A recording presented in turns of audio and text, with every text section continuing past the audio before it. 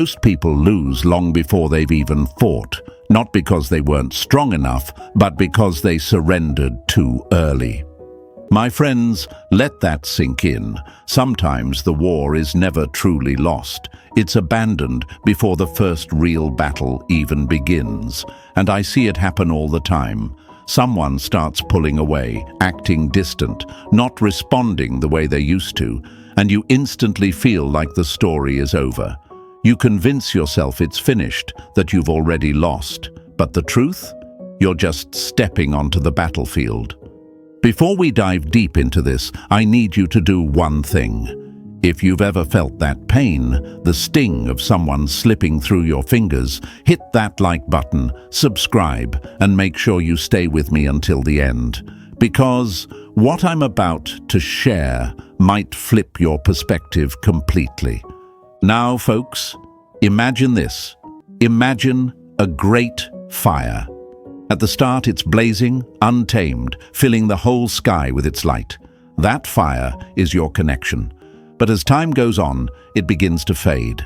Not because it ran out of power, but because no one fed it the right way. Most people panic when the flames get smaller. They dump gasoline on it, trying to make it roar again. And what happens when you throw gasoline on a dying fire? It flares up for a moment and then burns out completely. That's exactly what most of us do when someone starts pulling away. We overcompensate, overreact, and smother what little spark was still alive.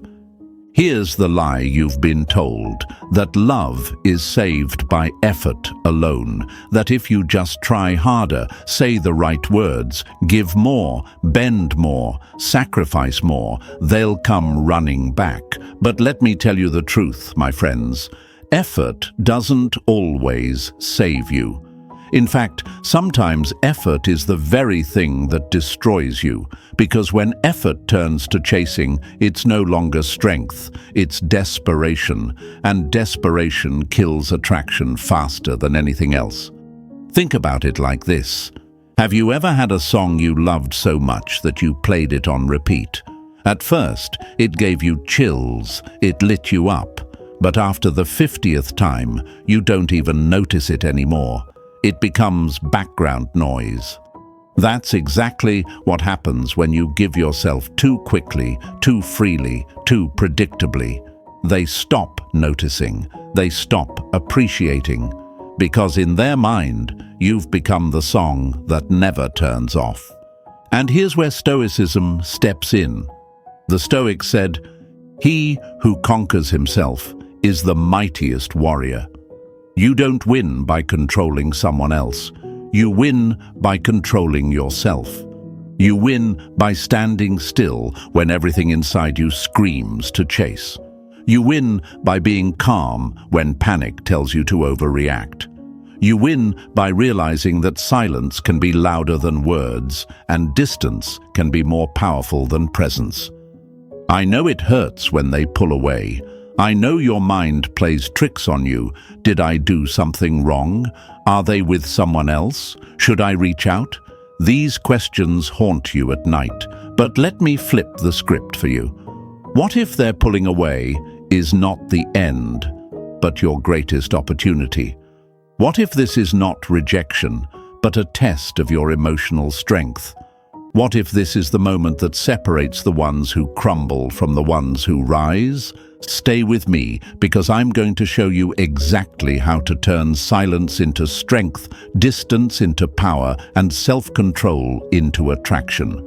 Most folks never get this far. They fold too soon. But you, my friends, you're here now. And that means you're already different. So write this affirmation in the comments right now. I will not chase. Say it, show it, prove it to yourself and to the world. Hit that like button, subscribe, and let's step into this together, because your silence, your composure, your detachment, it's about to become your greatest weapon. Stay with me. Number 1, why they pull away in the first place. They don't pull away because the story is over. They pull away because the story is testing you. Let that truth hit you for a second, my friends. Most folks see distance, silence, or coldness and immediately translate it into finality.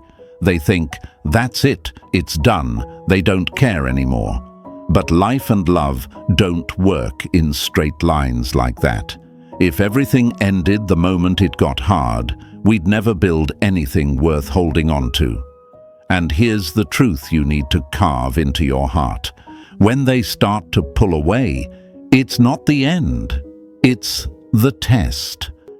Imagine this. You're walking into a gym for the first time. You grab a weight, something light, something comfortable. No strain, no challenge, no sweat. It feels easy. But here's the thing. Do you get stronger lifting what's easy? No.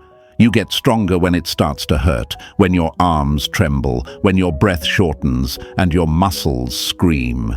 That's the signal of growth. Now translate that into relationships. When things are easy, smooth, predictable, you're coasting. But when they pull back, when they stop texting, when they become distant, that's the wait, that's the test. That's the very moment you either grow stronger or you drop the bar and walk away. And what do most people do? They panic. They believe the lie that distance equals rejection. Their mind whispers, it must be someone else. It must be over. You better act now or you'll lose them forever. And in that panic, they do exactly what kills everything. They overreact. They text again. They explain. They beg. They show up with desperate energy, thinking effort will heal what only composure can. And every time they do that, they teach the other person something dangerous. I don't have to fight for this. I don't have to earn this. I can walk away, and they'll follow. Here's the hard truth. No one values what comes too easily. The Stoics knew this. Marcus Aurelius wrote, "If it is endurable, then endure it." Stop complaining. The distance, the silence, it's endurable. It won't kill you. But most people act like silence is death itself. They can't endure a few hours of unanswered texts, a few days without validation, without spiraling into fear. Why? Because they've confused their identity with someone else's attention. They've built their sense of worth on how quickly the other person responds.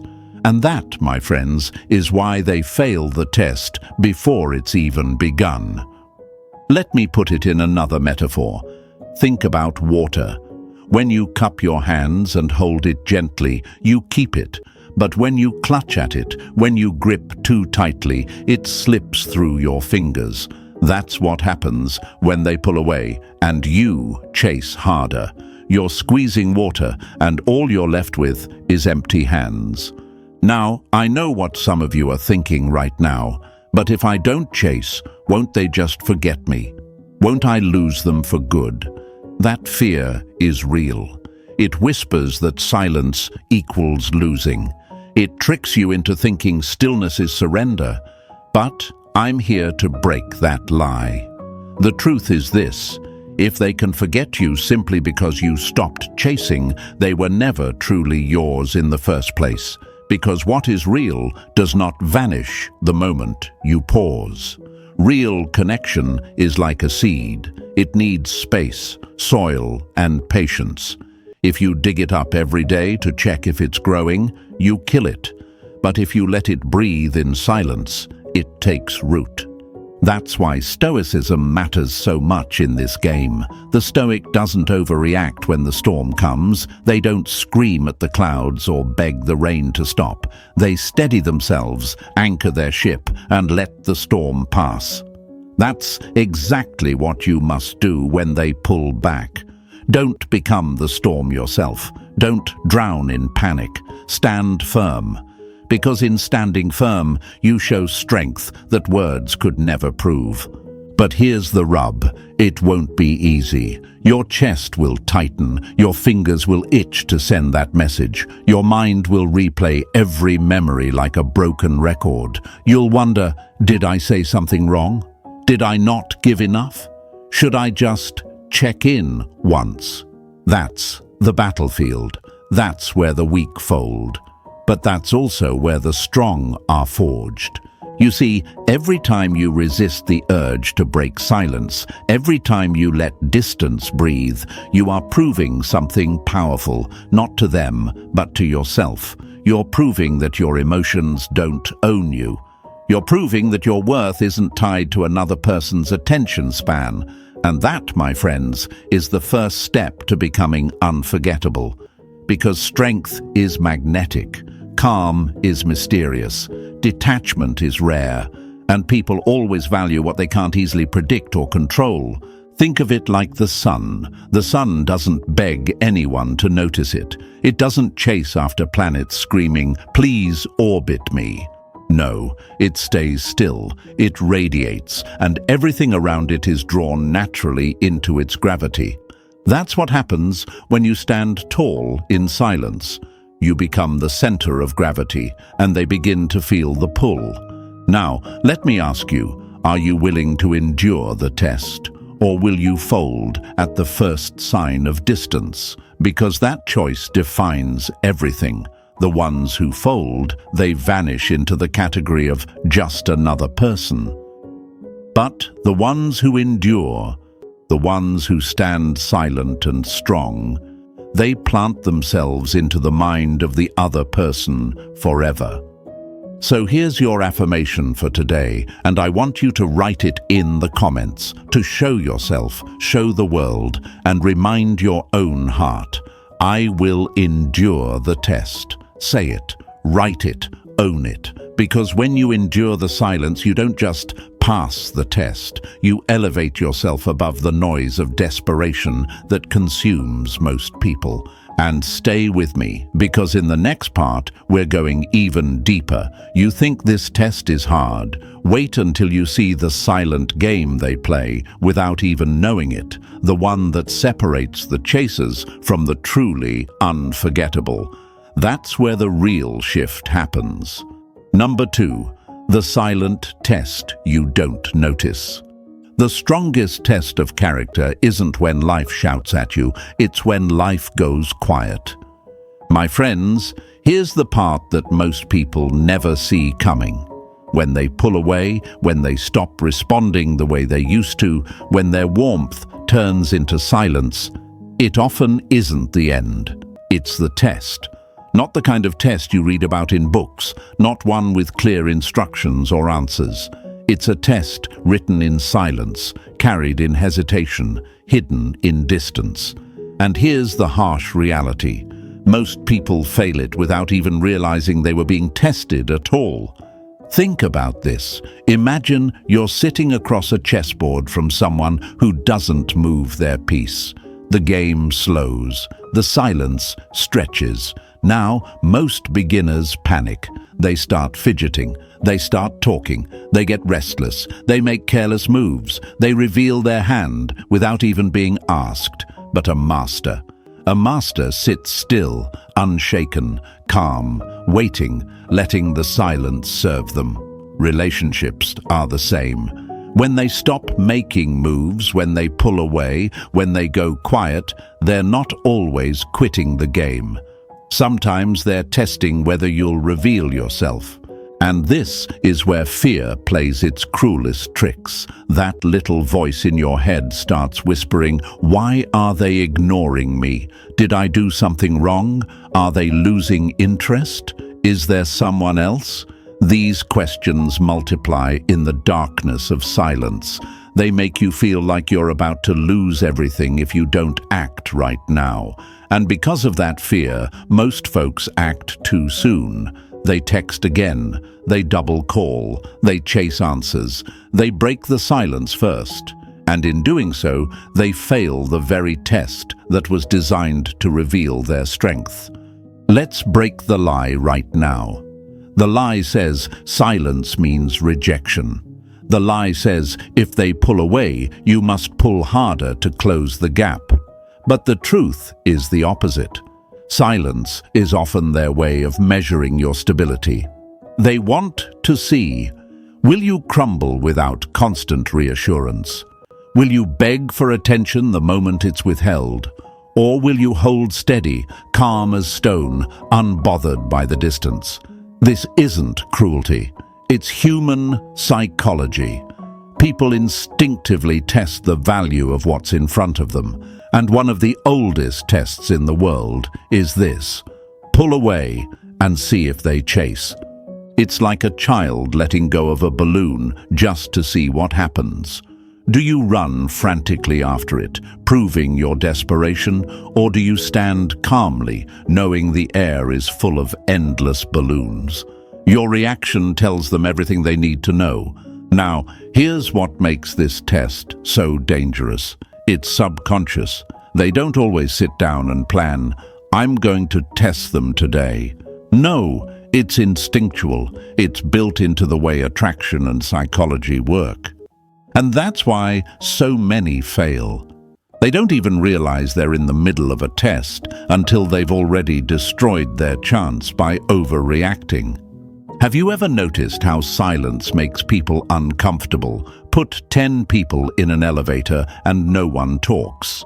The silence grows heavy. Someone coughs, someone checks their phone, someone makes small talk just to fill the air. That's what happens inside you when they pull away. The silence feels unnatural, and you want to fill it.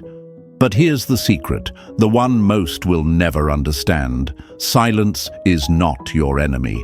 Silence is your weapon.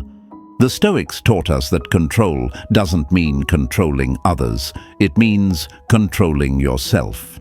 Epictetus said, "We cannot choose our external circumstances, but we can always choose how we respond." Their silence? That's external. You can't control it. But your response? That's where your power lies.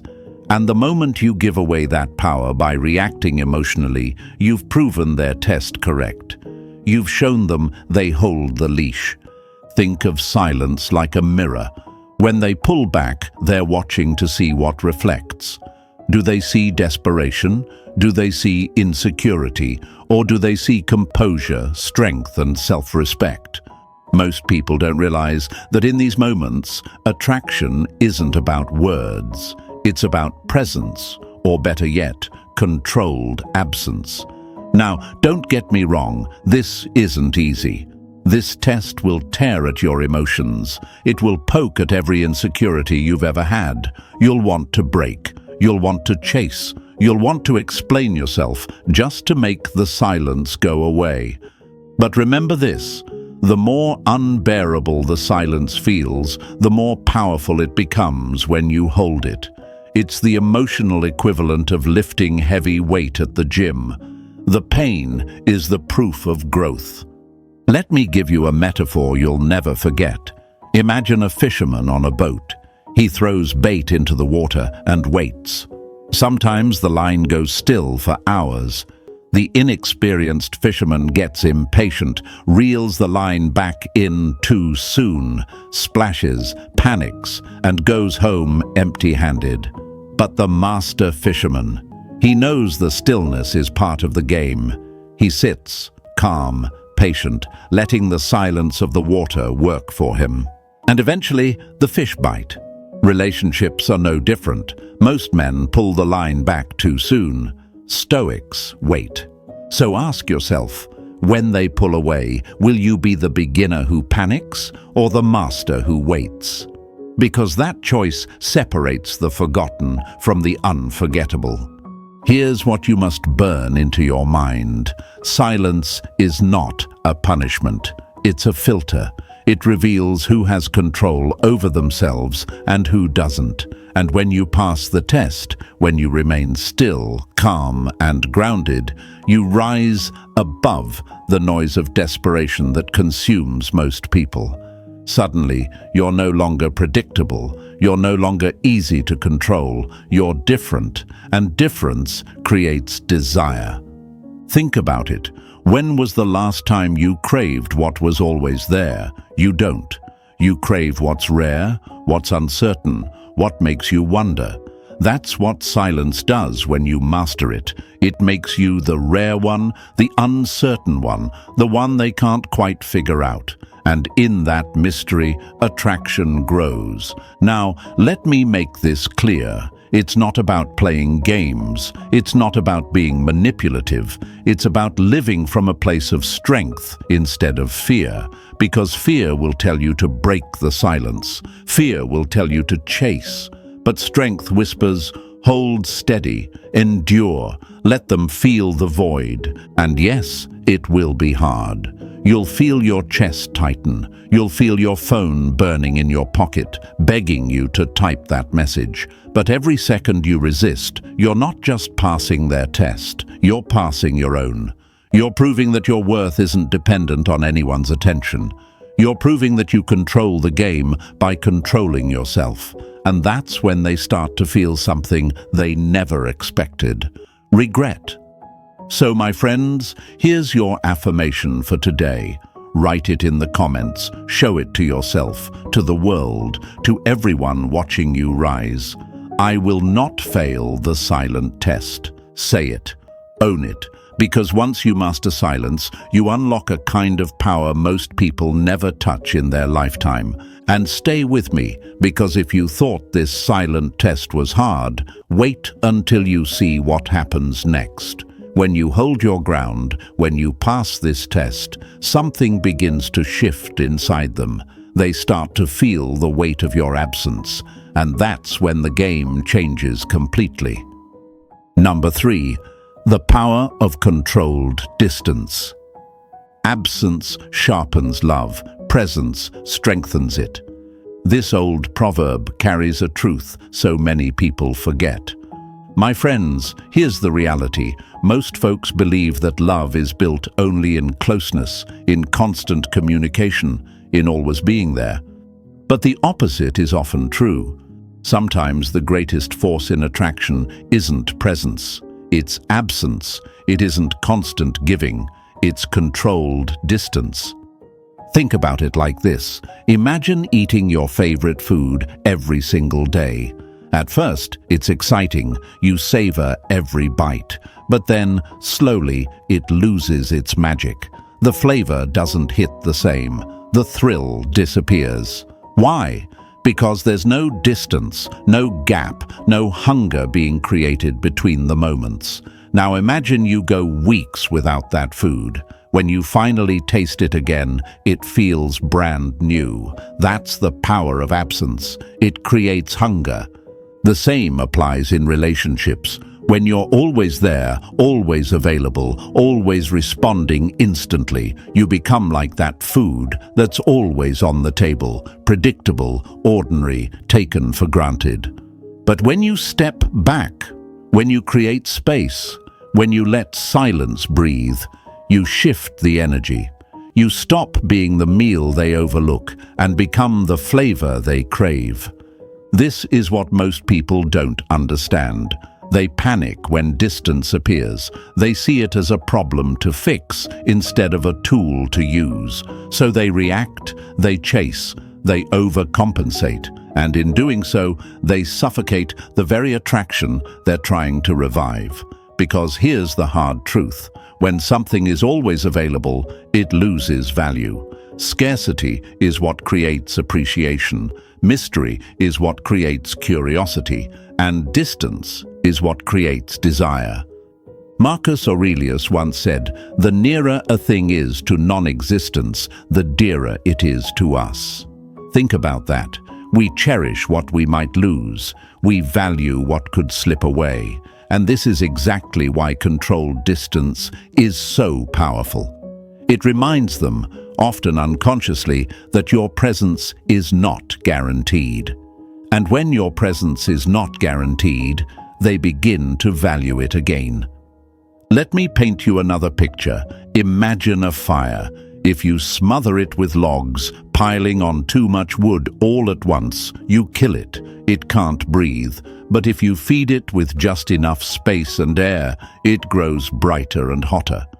Relationships work the same way. Too much presence, too much attention, too much constant availability, and the fire dies. But controlled distance, that's the oxygen. That's what makes the flames dance again. Now I know some of you are thinking, but if I pull back, won't they think I don't care? Won't they move on? That's fear talking. Fear tells you that the only way to be valued is to never step back. But here's the lie in that thinking. People don't value what they never have to miss. If they can't feel your absence, they'll never appreciate your presence. The distance doesn't kill connection. It reveals whether there was real connection to begin with. Let's be clear though, I'm not talking about vanishing completely. I'm talking about controlled distance. There's a difference between withdrawal born from weakness and withdrawal born from strength. Weak withdrawal is sulking, disappearing to punish, or playing games. Strong withdrawal is calm, deliberate, and rooted in self-respect. It's saying without words, I don't need to force this. I don't need to beg. My energy is valuable, and I don't give it away cheaply. Picture yourself as a mountain, solid, unmoved. When storms come, the mountain doesn't chase the clouds, doesn't beg the winds to stop. It stands still, and when the storm passes, it's still there, stronger than before. That's the kind of energy-controlled distance radiates. You're not punishing them, you're not abandoning them. You're showing that you don't shatter when space appears. You let them feel the wind of your absence, and in that silence, they rediscover the value of your presence. This is difficult, I know. It goes against every instinct in your body. You'll want to text. You'll want to check their social media. You'll want to prove you still care. But every time you give in, you rob them of the chance to feel your absence. You rob them of the hunger that only distance can create. You can't bake bread if you never let the dough rest. You can't grow muscles if you never give them time to recover. You can't spark desire if you never allow for space. And here's the beauty of controlled distance. It doesn't just work on them, it works on you. It forces you to sit with yourself, to realize that you can survive without constant validation, to build strength in your own silence, to rediscover that your value was never in their approval, it was always in your self-respect. The Stoics knew this. Seneca wrote, "It is not the man who has too little, but the man who craves more that is poor." If you crave their attention endlessly, you remain poor. But when you hold steady in absence, you prove you already have enough within yourself. Let me ask you, my friends, do you want to be remembered as the one who panicked the moment space appeared, or the one who remained unshaken, mysterious, unforgettable? Because the truth is, controlled distance doesn't weaken bonds. It strengthens them. It allows attraction to breathe, curiosity to grow, and desire to return. Here's something you may not have noticed. When you stop reaching out, when you stop being instantly available, they start wondering. Why haven't they texted? Did they move on? Are they talking to someone else? That uncertainty shifts the balance of power. You're no longer predictable. You're no longer the background music they forgot was playing. You've become silence in the room, and silence is noticed more than sound. So hold your ground. Resist the urge to fill the silence. Let them come to you, and when they do, don't rush to erase the distance instantly. Let them feel that they had to work for your attention again. That's what makes them value it. Your affirmation today is this: my absence has power. Write it in the comments, say it to yourself, show it to the world. Because when you believe it, when you embody it, when you let distance work for you instead of against you, you transform from someone who chases into someone who attracts. Stay with me, my friends, because this is only the beginning. You've seen how distance creates desire, but next we'll uncover something even deeper. What to actually do instead of chasing when the silence stretches on. That's where real control begins. Number 4. What to do instead of chasing. A man who is in control of himself never needs to prove he is in control of anyone else. My friends, this is where most people crumble. When distance creeps in, when silence grows louder, when their presence begins to fade, panic sets in. And panic has only one reaction: chase. They think if they just explain themselves, if they just show how much they care, if they just put in more effort, everything will magically reset. But here's the cold truth. Chasing is the surest way to kill the little attraction that still remains. Think about it like this. Imagine a cat. If you chase it, what happens? It bolts. It runs faster. It hides under the bed, claws out, watching you with suspicion. But if you sit still, if you let it wander back on its own terms, curiosity pulls it in. It brushes against you, testing your stillness. And suddenly, the cat that ran from you is now circling at your feet. People aren't cats, of course, but psychology works in surprisingly similar ways. The more you chase, the faster they run. The calmer you stand, the more they wonder why. This is why you must understand. Explaining, over-texting, begging, none of it builds attraction. Attraction doesn't respond to words, it responds to energy. If your energy says, "I can't live without you," they feel smothered. If your energy says, "I value myself enough to step back," they feel pulled toward you. But let's break the lies that keep you trapped in chasing. The first lie is this: if I don't chase, they'll forget me. Wrong. They won't forget you. They'll remember you in a way they never did before. Because for the first time, you're not predictable. You're not always there to pick up the phone on the first ring. You're not always the one sending double texts. And that shift creates curiosity. Curiosity creates tension, and tension creates attraction. The second lie is this: if I just explain myself, they'll understand and come back. My friends, you don't explain yourself into attraction. Attraction isn't logical, it's emotional. You can't argue someone into desiring you. You can't debate your way into their heart. If logic ruled love, we'd all be living happily ever after. But logic doesn't ignite fire. Emotion does.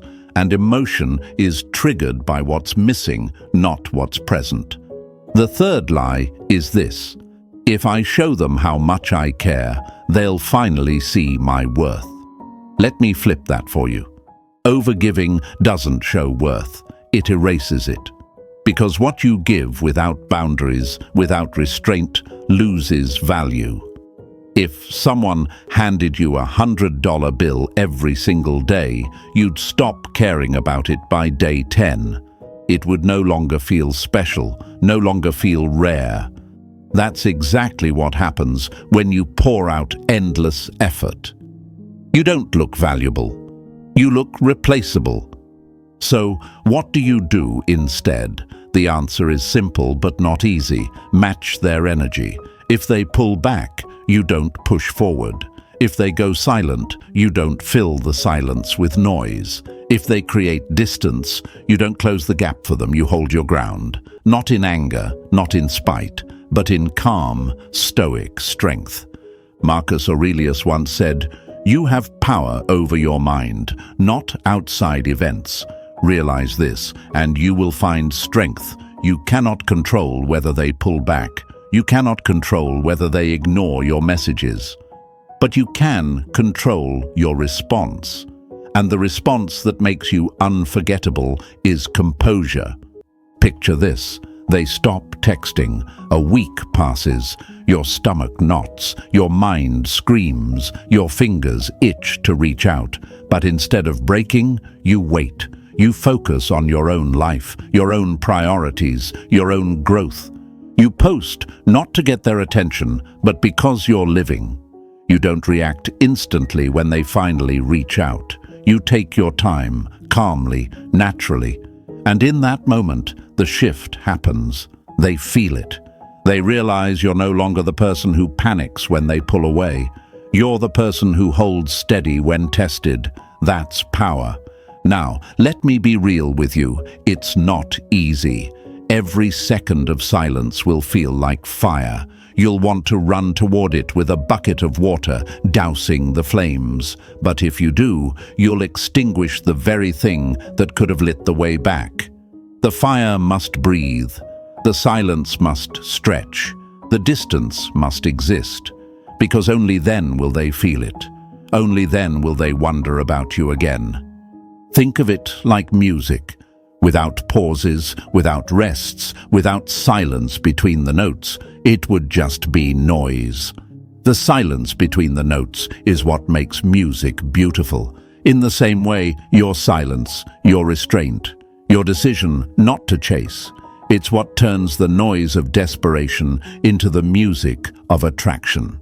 And here's something else. When you stop chasing, you shift the burden of effort back onto them. They start asking themselves, why aren't they reaching out? Did they lose interest? Did I push too far? Did I misjudge their value? Those questions are powerful because they create emotional movement inside them. And emotional movement is what you want. Not explanations, not begging. Movement.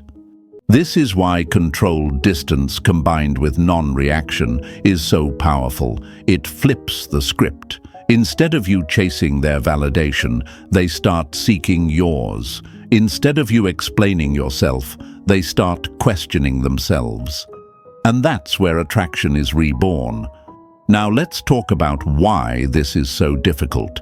Because it's not just about them, it's about you. Chasing isn't always about saving the relationship. Sometimes it's about calming your own fear. It's about silencing the voice in your head that says, I'm not enough. I'm losing them. I need to do something. But Stoicism demands more. It demands you stand still in the storm. It demands you hold the line when everything inside you wants to break it. It demands you trust yourself enough to let them come to you. Think about a river. If you chase after the current, you get swept away. But if you plant your feet firmly on the ground, the river bends around you. That's how strength works. You don't need to chase the water. You let it flow, and eventually it circles back. So here's the choice, my friends. You can be like most people, reactive, emotional, desperate, or you can be rare. You can be stoic. You can choose to hold still, to let silence speak, to let absence create its own gravity. And in doing so, you elevate yourself from being just another option to being the one they can't easily replace. Your affirmation today is this: I do not chase, I attract. Write it in the comments, claim it, show it to the world, and remind yourself of it every time your mind tries to trick you into breaking silence. Because chasing proves weakness, but calmness proves power. And the ones who prove power, my friends, are the ones who are remembered. Stay with me, because next we're going to uncover the trap that catches most people when they finally get what they thought they wanted. When the message comes, when the call arrives, when the distance breaks. How you handle that moment determines everything. And most fail right there, but not you, because you're going to learn how to master it. Number 5, handling their return without losing ground. The real test of strength isn't how you act when they walk away. It's how you act when they finally turn back. My friends, here's where the game shifts. For weeks, maybe months, you've held your ground. You've endured the silence. You've resisted the urge to chase. You've proven to yourself that you can stand still when everything inside you screamed to move. And then one day, out of nowhere, you see their name pop up on your screen. A text, a call, a "Hey, how have you been?" And just like that, your heart skips. Your stomach twists. Your hands itch to reply instantly, but pause, because this is the moment that defines everything. Most people fail right here. They treat that text like a lifeline, like water in the desert. They jump. They reply too quickly. They pour out all the validation they've been holding back. And the second they do, the dynamic resets. The distance that gave them power evaporates. The mystery disappears, and the other person feels it. Ah, they were just waiting for me. I still have control, and once that control is restored, the cycle repeats. They pull away again, you chase again, and the dance of desperation continues. Let me give you a metaphor. Imagine you're a king on a throne. For weeks, you've held court, calm, steady, unbothered by the fact that someone left your kingdom. Then suddenly, they return, knocking at your gates.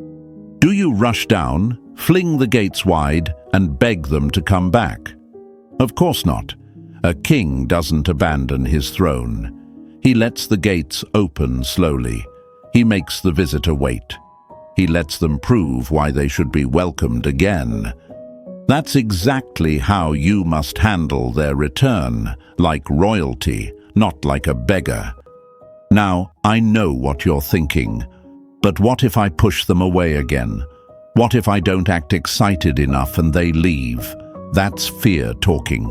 Fear wants you to hand over your crown the moment they knock.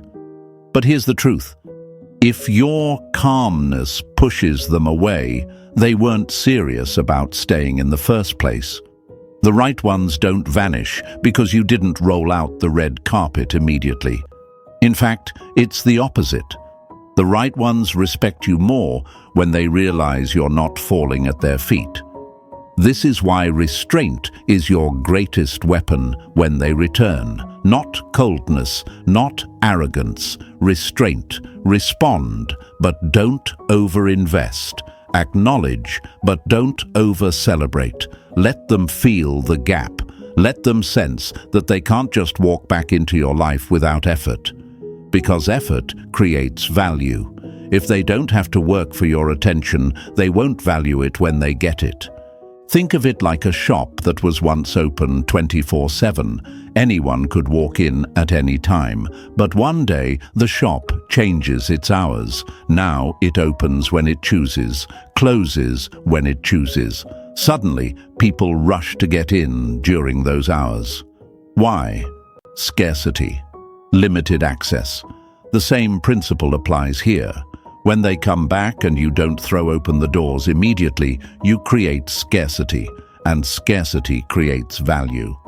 Marcus Aurelius once wrote, "Waste no more time arguing about what a good man should be. Be one. When they return, don't waste time arguing, explaining, or proving you're worthy. Just be it. Be calm. Be composed. Be steady. Let your actions speak louder than their assumptions, because the moment you rush, the moment you over-explain, you're no longer being, you're performing, and performance always reeks of desperation. Now, let's break the lies you'll tell yourself in this moment. The first lie is, "This is my chance. I can't blow it wrong." You don't need to blow anything because you're not the one being tested now. They are. They're the one returning. They're the one asking for space in your life again. The test isn't yours anymore. It's theirs. The second lie is, "If I don't act excited, they'll think I don't care." Wrong again. Indifference and composure are not the same thing. You don't have to act cold or fake. You just have to be calm. A simple, "Good to hear from you," says more than a 5-paragraph essay begging for another chance. Calmness communicates confidence. Overexcitement communicates insecurity. The third lie is, "Now that they've come back, everything is fixed." This is the most dangerous lie of all. Coming back doesn't mean the problem is gone. It doesn't mean the dynamic has reset in your favor. It simply means the door is cracked open again. But whether it stays open depends on how you handle it. And if you rush in too fast, you slam the door on yourself. So what should you actually do?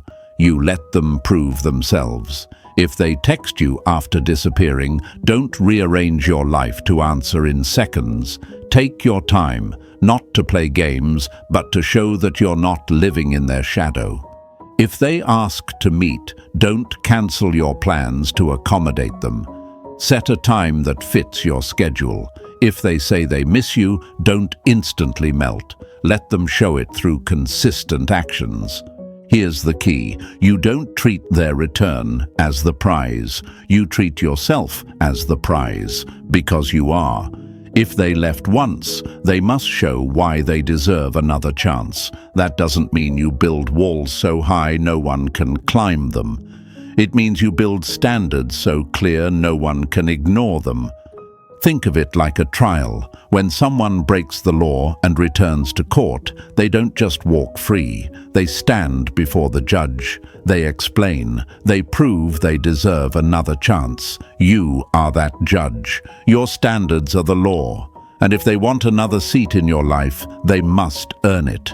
I won't lie to you. This is hard. Your heart will race when you see their name. Your emotions will scream at you to drop everything, to embrace them like nothing happened. But here's the truth. The way you handle their return determines whether they stay or vanish again. If you act too eager, they feel secure in taking you for granted. But if you hold steady, they feel something much stronger: respect. And respect is the foundation of lasting attraction.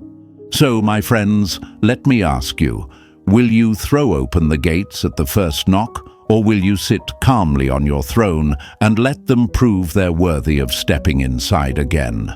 That choice is what separates those who get played from those who are remembered. Your affirmation today is this: I am the prize. Write it in the comments right now. Show yourself. Show the world. Show everyone who's ever doubted you.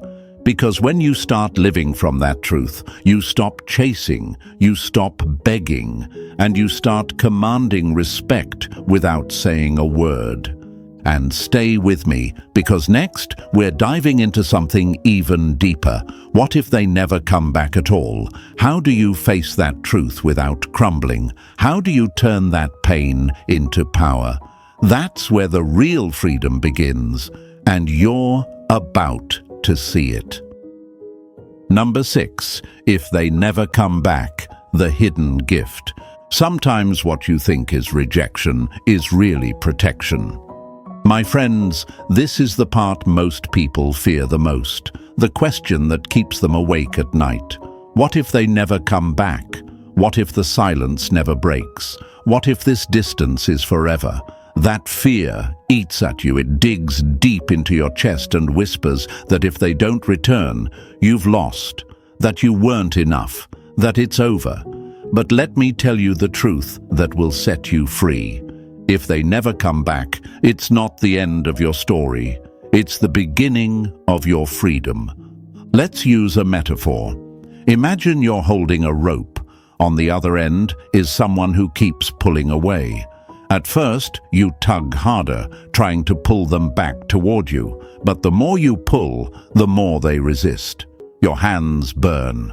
The rope digs into your skin. You're bleeding, exhausted, and yet you hold on because you're terrified of letting go. But the second you release it, just let it drop, you feel relief. The pain in your hands stops. The weight is gone. That rope is not your lifeline. It's your burden. And sometimes them not coming back is the exact relief you didn't even know you needed. Here's the lie you've been told, that someone leaving means you've failed. That distance equals defeat, that if they never return, it proves you weren't worthy. But that's not reality. That's your fear speaking. The truth is this: them walking away without ever returning tells you everything you needed to know. It tells you they were not meant to stay. It tells you they didn't value your presence enough to fight for it. and it saves you from wasting more years, more energy, more heartbeats on someone who was never going to meet you where you stand. Marcus Aurelius said, "If it is not right, do not do it. If it is not true, do not say it." Let me add, if it is not meant for you, do not chase it. Life has a way of removing what isn't aligned with your highest self. And often it feels like rejection. But it isn't rejection. It's redirection. It's the universe saying, not this one, not this path. There's something better ahead. But let's be real. I know it hurts. I know your chest tightens when you imagine them moving on.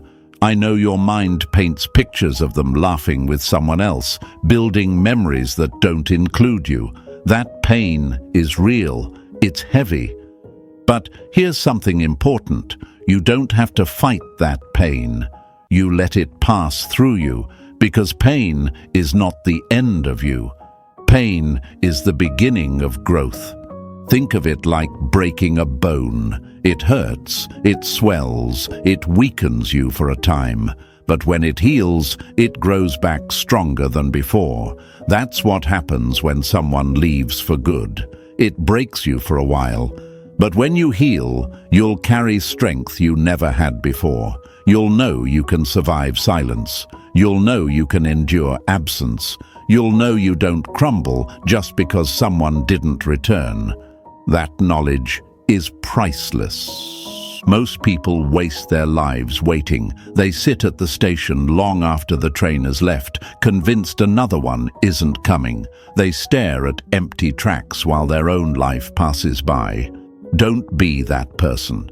If they never come back, it means their train wasn't meant for your journey. And the sooner you step away from the tracks, the sooner you notice another train pulling in, one that actually takes you where you're meant to go. And here's something powerful. When they never return, they gift you clarity. Because if they don't fight for you, it proves you were fighting alone. And why would you want to build your future on someone who only stood with you when it was easy? Their absence is painful, yes, but it's also a gift. It saves you from investing more into someone who didn't see your worth. Seneca wrote, "It is not that we have a short time to live, but that we waste a lot of it. Don't waste yours waiting for someone who has already shown you they can live without you. Don't waste your life begging for doors that closed for a reason. If they never come back, that's not your loss, it's their loss. Because you, my friend, are rare. You are not the type of person who chases endlessly. You are not the type of person who clings to what doesn't value you. You are the type who learns, who grows, who transforms absence into power. And let's flip the perspective for a moment. Imagine them coming back, but only halfway. Imagine them returning but without commitment, without effort, without respect. You'd spend your days anxious, always wondering when they'll leave again. That's not love. That's torment. So if they never come back, maybe it's not tragedy at all. Maybe it's mercy. Maybe it's the universe sparing you from years of one-sided struggle. Now, don't mistake me. I'm not saying you shouldn't feel the loss. You will. You're human. You'll miss them. You'll think of them. You'll replay moments in your mind. That's natural. But once you accept that their absence is permanent, you stop clinging to what isn't yours. And in that letting go, you open your hands for something better. Here's another metaphor for you. Think of your life like a garden. Some plants bloom beautifully, but not all of them are meant to stay forever. Some wither, some die, some were never strong enough to grow in your soil. You can cry over the wilted flower, or you can clear the space and plant something new. If they never come back, it means their season in your garden is over. And the sooner you accept that, the sooner new life can bloom. So what do you do if they never return? You rise. You focus on yourself. You build. You grow. You sharpen your mind, your body, your spirit. you become the person you were meant to be, regardless of their presence. And in that process, you discover the most powerful truth of all. You never needed them to complete you. You only needed yourself. Your affirmation today is this: if they don't return, I still rise. Write it in the comments right now. Say it out loud. Show it to yourself and the world. Because once you live from that truth, no one's absence can ever destroy you again. And stay with me, because in the next part, we're diving into a weapon so powerful that most never master it. The one thing that unsettles them more than anything else: your silence. When used with discipline, silence becomes the sharpest sword you'll ever carry. And that, my friends, is what we'll explore next. Number 7. Silence, the Stoics' secret weapon. Never respond to rudeness. Silence is the best reply to a fool. My friends, most people believe they need words to win. They believe they must argue, explain, convince, beg, or persuade. They think if they just find the right sentence, the perfect explanation, the right combination of words, they'll fix everything. But the truth?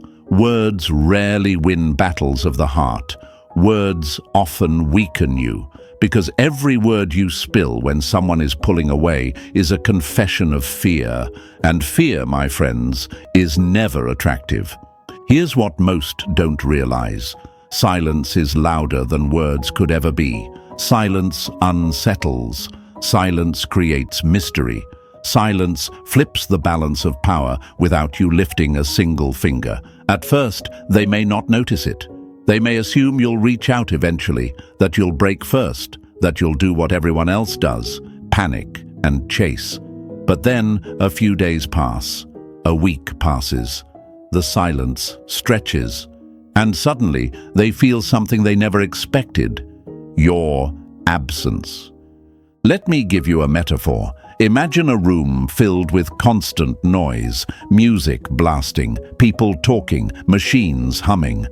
At first, you notice the sound, but after a while, your brain adapts. The noise becomes background. You forget it's even there. But then, suddenly, the noise stops. The silence hits you like a shockwave. You notice it immediately. It's deafening. That's the power of your silence. When you've been present, available, predictable, and then suddenly you're not. The void becomes louder than your presence ever was. This is why silence is the ultimate test and the ultimate weapon. When you stop chasing, when you stop reacting, when you stop explaining, you force them into their own thoughts. And the human mind is a dangerous place. It replays memories. It asks questions. It creates doubts. Why aren't they texting? Did they move on? Did I misjudge them? Were they stronger than I thought? That's when they begin to feel regret. Not because you argued, not because you explained, but because your silence made them confront their own choices. Seneca once said, "Silence is a lesson learned from the many sufferings of life." And isn't that the truth? Silence is not weakness, it's discipline. It's you saying, I don't need to fight for attention. I don't need to prove my worth. I don't need to beg you to see me. It's you standing still like a mountain while the storm rages, knowing the storm will eventually pass. But here's why most people fail. Silence is uncomfortable. It gnaws at your nerves. It tempts you to break it. And in breaking it, you lose the very power it was giving you. Silence requires patience. It requires trust. It requires faith that you are valuable even when unspoken. And that's hard, because most people tie their value to constant validation. But when you master silence, you step into a level of strength that is rare. And rare is magnetic. Think of silence like a mirror. It doesn't speak, but it reflects everything. When you're silent, you don't reveal your insecurities, you reveal theirs. You don't expose your doubts, you expose theirs. And that reflection is uncomfortable. That's why silence makes people restless. They crave a reaction from you to soothe their ego. But when you give them nothing, they're left alone with their own thoughts. And more often than not, those thoughts lead them back to you. Now, let me ask you, when was the last time you regretted not saying something? Maybe you stayed silent in a fight, maybe you held back in an argument, and later you thought, I should have said this, I should have said that. But here's the irony. You probably never regretted your silence for long, because silence never embarrasses you. Words spoken in desperation often do. Silence ages well. Words rarely do. But here's the balance you need to understand. Silence is not the same as indifference. Silence doesn't mean you don't care. It doesn't mean you shut down emotionally or harden your heart. It means you choose your battles. It means you understand that not every moment requires your reaction. It means you know that your absence speaks louder than any sentence you could ever type. Controlled silence, my friends, is not passive, it's active. It's a strategy. It's the art of letting the other person feel the gap. And once they feel it, once the silence starts to echo, they often come back. Not because you begged, but because they couldn't handle the void you left behind. But let's talk about the flip side. What if they never come back? What if your silence stretches into forever? Then that silence has still given you the greatest gift. It's shown you that you don't need them to stand strong. It's taught you that you can survive absence without breaking. It's proved that your value doesn't collapse when someone else doesn't validate it. And that, my friends, is freedom. So when you ask me, what should I do when they pull away? Should I chase? Should I explain? Should I try harder? My answer will always be this: do nothing, not because you're weak, not because you're afraid, but because nothing, when wielded with intention, is everything. Nothing is silence. Nothing is distance. Nothing is the most powerful response you can give when the world expects you to break. And here's the secret. Silence doesn't just change how they see you, it changes how you see yourself. Because every day you endure the silence without breaking, you grow stronger. You learn patience, you learn restraint, you learn self-control. And those are the very traits that make you magnetic, not just to them, but to everyone around you. So remember this: silence is not empty, it is full of answers. Silence is not weakness, it is power. Silence is not losing, it is winning without fighting. Your affirmation today is this: my silence speaks for me. Write it in the comments right now. Say it to yourself. Show it to the world. Because once you embrace silence as your secret weapon, you'll never chase again. You'll never beg again. You'll never lose yourself again in the noise of desperation. And if this message spoke to you, if you felt even a spark of strength rise inside you while listening, do me a favor. Press that like button, subscribe to this channel, and share this with someone who needs it. Because silence, my friends, is contagious. The more of us who master it, the more of us who live with strength, composure, and dignity. Stay with me, because this journey doesn't end here. This is just the beginning of you becoming untouchable, unforgettable, unshaken. Your silence is your power. Use it well.